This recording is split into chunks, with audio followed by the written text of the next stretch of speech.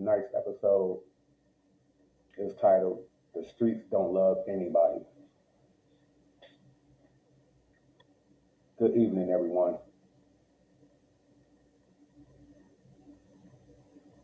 Before I begin, I want everyone to understand something.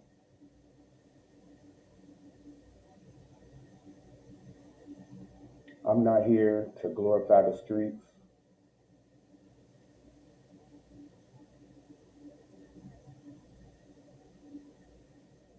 I'm not here to pretend I know everything.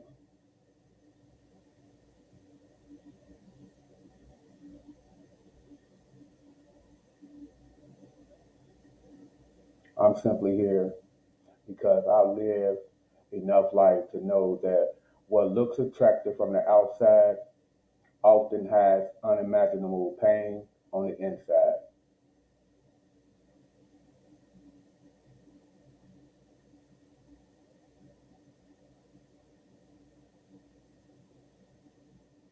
Tonight, I want to speak especially to those who have lost someone to the street violence, those who have spent time incarcerated, those who are trying to rebuild their lives, and those young people standing at the crossroads.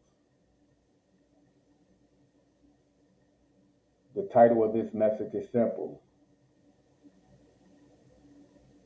The Streets Don't Love Anybody.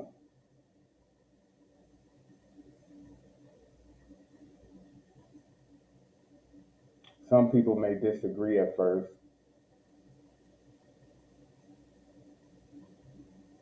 They'll say, the streets raised me.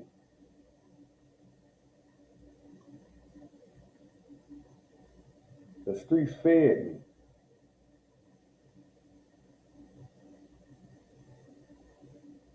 The streets protected me.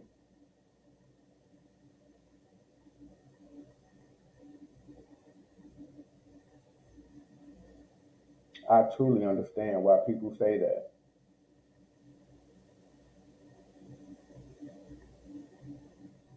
But I want us to ask a deeper question.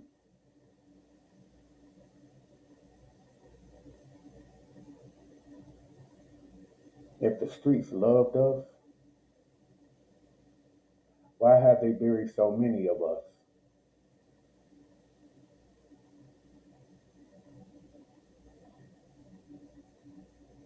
If the streets loved us, why are our prisons overcrowded? Why are so many children growing up without parents?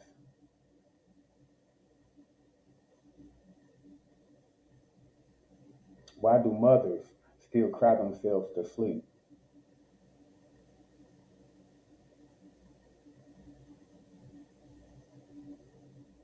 Love doesn't destroy the people it claims to protect.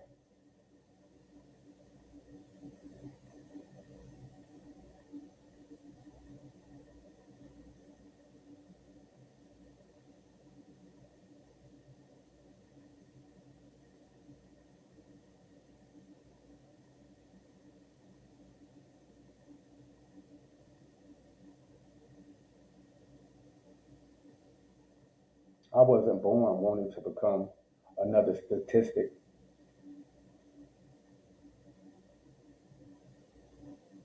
I had dreams.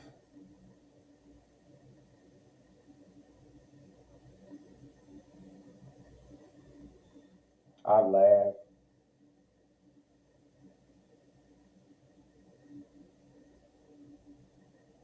I imagined a future,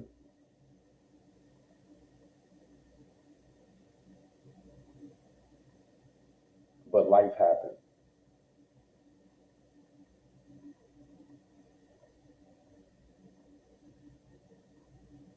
Pain happened.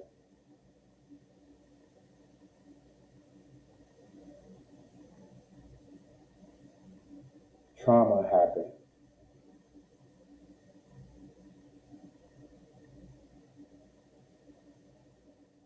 Bad decisions happened.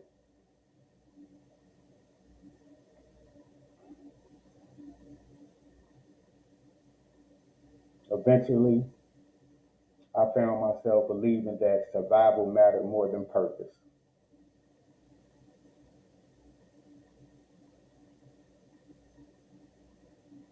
The streets welcomed me with open arms.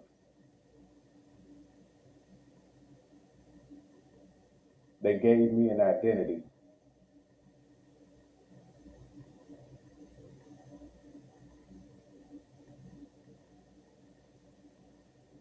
People knew my name.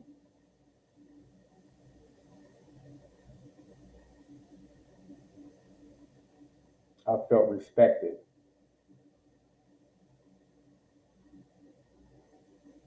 I felt important.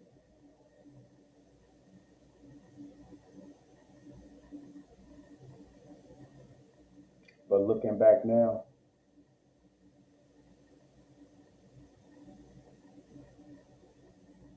that wasn't love.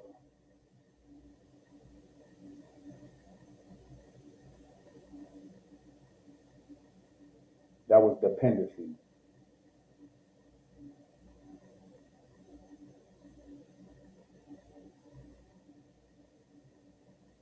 The streets only loved what I could produce.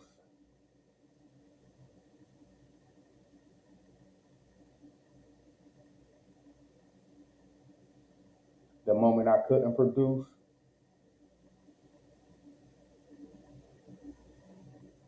life changed.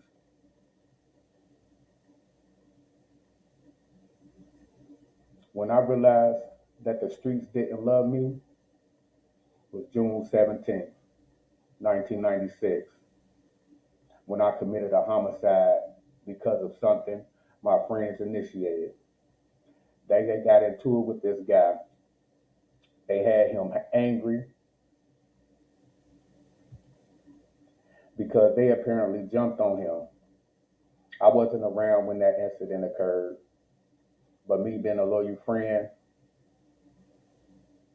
that I was dead smack in the middle of it. I think about everything that happened up until that point, to when I took his life. Like how the outcome could have been totally different if the police would have arrested me that night for a curfew violation. Because when they jumped out on him, he ended up stopping the police to tell them what was going on. And he told the police that I knew the individuals involved. The police approached me, asked me if I knew who the individuals was, and I told them no. These are my guys. I ain't about to tell on them. You know. So they asked me could they search me. I told them no. When I refused, that's when the officer said, "Well, we could take you in for curfew."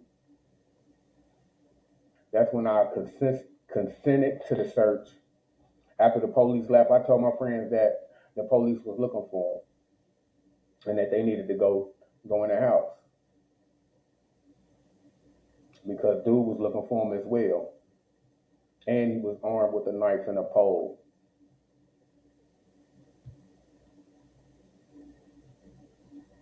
You know, so as we over there talking, we all look up and we ended up looking um, straight across the street where my homie stayed at. We're sitting on his porch. We look across the street. It's a pathway, and Tim was standing in the pathway, just standing there looking at us. You know, that's when I asked Joey if he had a gun on him. Joey gave me the gun as we sitting there talking.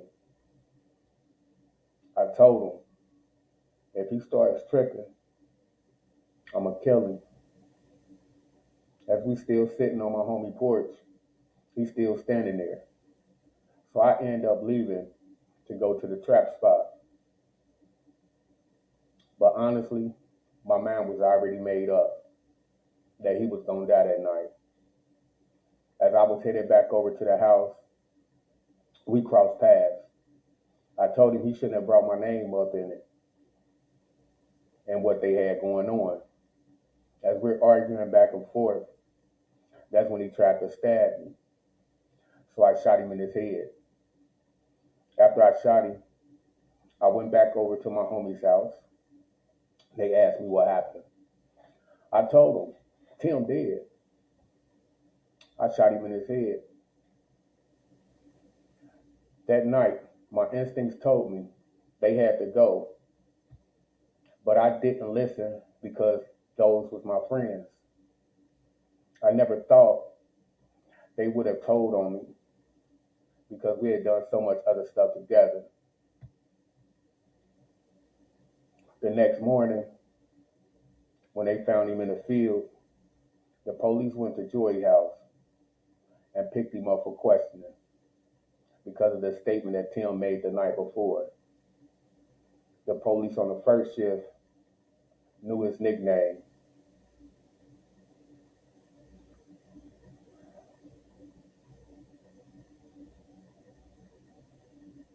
Now they questioning Joy.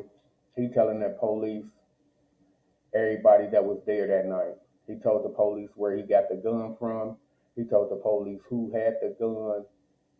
He told the police I was the one that shot Tim. The next person picked up was Big D. Big D told him everything as well. The next person they picked up was Marlon. Marlon told him he didn't know anything about a shooting. He told him we were sitting on the porch, the police was coming down the street, and I gave him the gun to go put up. The last person to get picked up was me. When I was arrested, they questioning me. I'm denying everything. That's when they brought in their recordings, other statements. Premeditated murder is what they was charging me with. Now I'm facing a life sentence when I could have just removed myself from the situation altogether. But I was deep in the streets. I believed in the street code. I believed it was death before dishonor. I didn't believe my friends would snitch on me because that was part of the street code. No snitching. This is when I knew the streets didn't love anybody.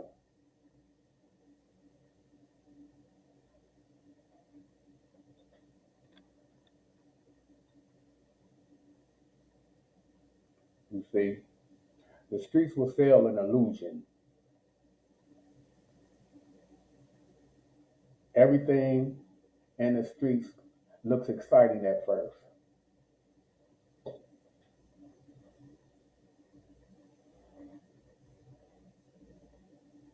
The money, the cars, the attention,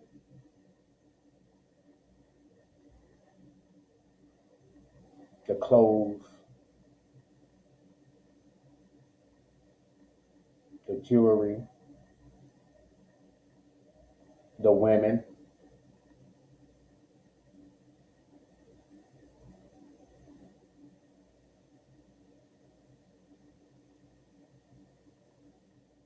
The lifestyle, the reputation. But nobody advertised the hidden costs. Nobody tells the teenager about the nightmares.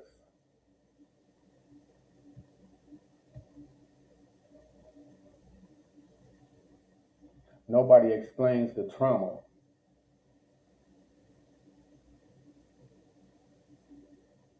Nobody talks about PTSD.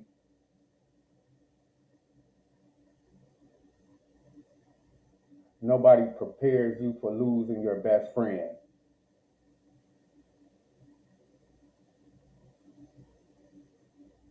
Nobody tells you how it feels when your own mother cries because she doesn't know if you'll make it home alive.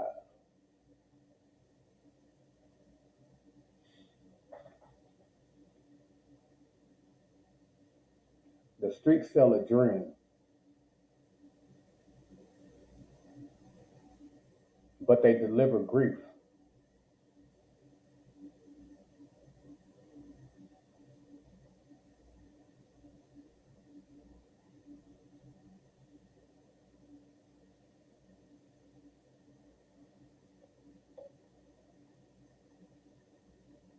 You see, the real victim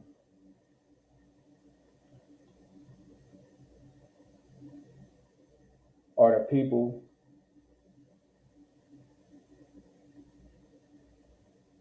that we love.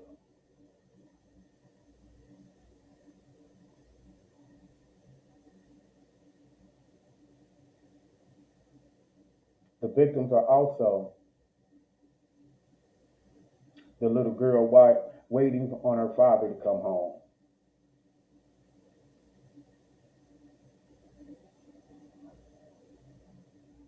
The mother who keeps his room exactly the way he left it.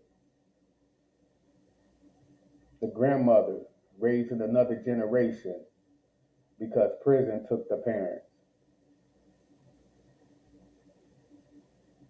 The young man who believes violence is normal because it's all he ever sees. The community that becomes numb to hearing sirens.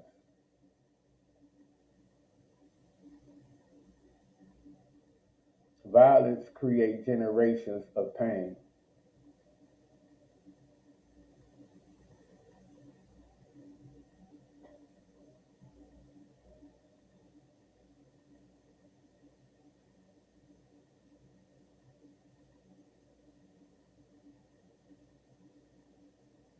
Me being accountable changed my life.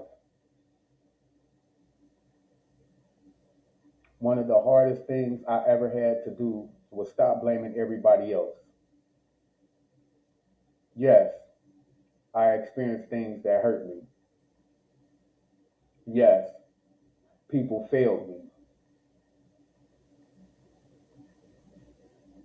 Yes, life wasn't fair. But eventually, I had to ask myself,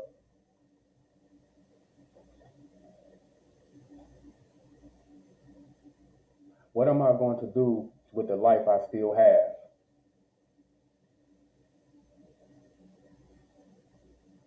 Accountability isn't punishment, it's freedom.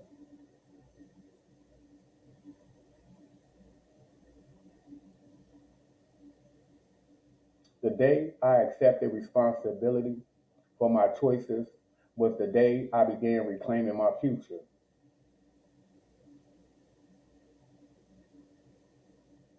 Your past can explain your behavior, it cannot excuse it forever. Healing begins where excuses end.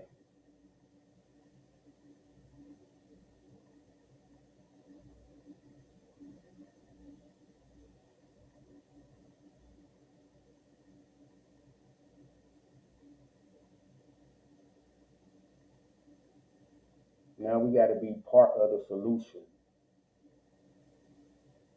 We got to become that village again. We often hear the saying, it takes a village to raise a child. But somewhere along the way, the village disappeared.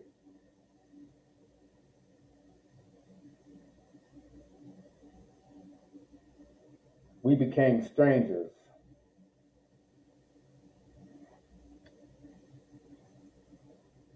We stopped checking on one another. We became afraid to mentor, afraid to correct.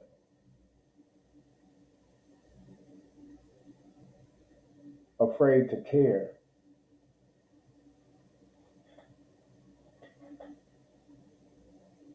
If we want safer communities, we cannot wait for someone else.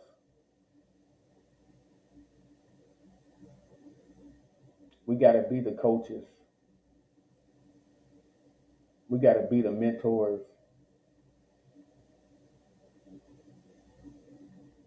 We got to be the uncles and the aunties. We got to be the neighbors.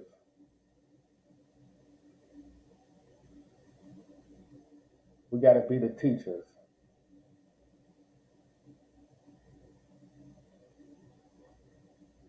Most definitely, we have to be the fathers and the mothers.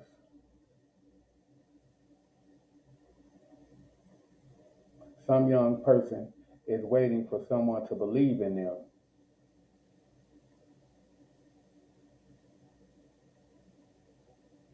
Maybe that someone is listening tonight.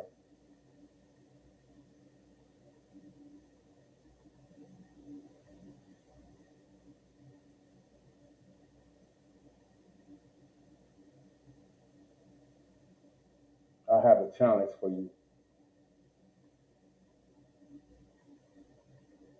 Before I end this, I want you to think about one question. What legacy are you building?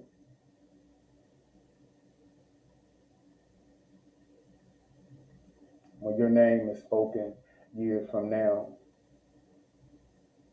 will people remember your reputation or your impact?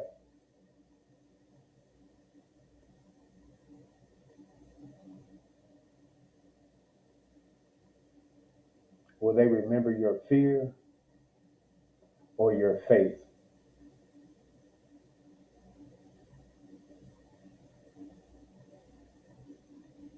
Will they remember your hustle or how you help someone else find hope?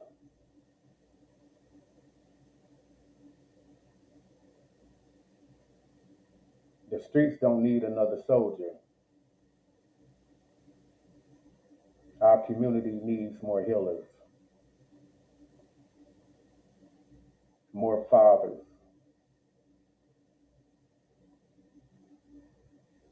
more mothers, more mentors,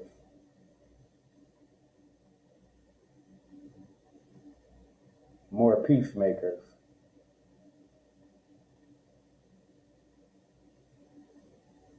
more people willing to tell the truth.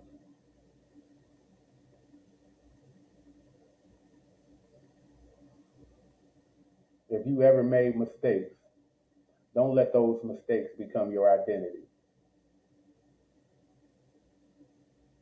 If you've ever been incarcerated, your sentence doesn't have to become your future. If you lost loved ones, honor them by living differently. If you're young, don't confuse surviving with living. You were created for more than surviving. You were created to lead. You were created to build. You were created to heal.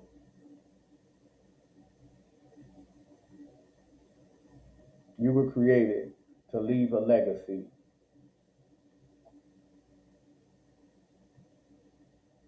As I close, I want everyone to remember this.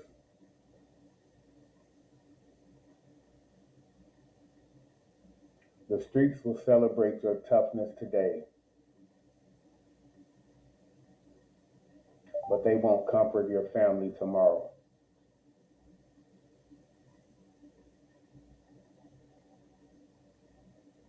The streets don't love anybody. Real love builds.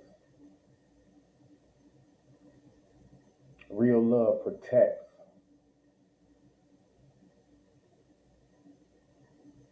Real love forgives. Real love restores.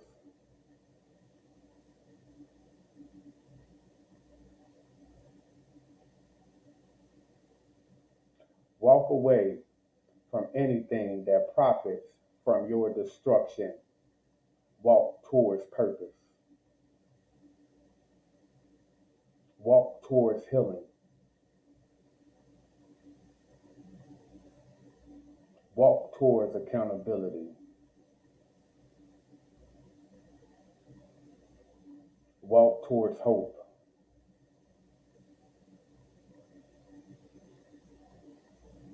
Because your story isn't over yet.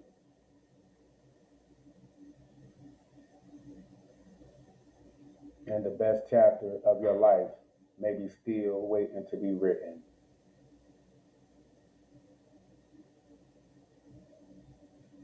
Thank you. God bless you. And let's go build communities where our children choose purpose over the streets.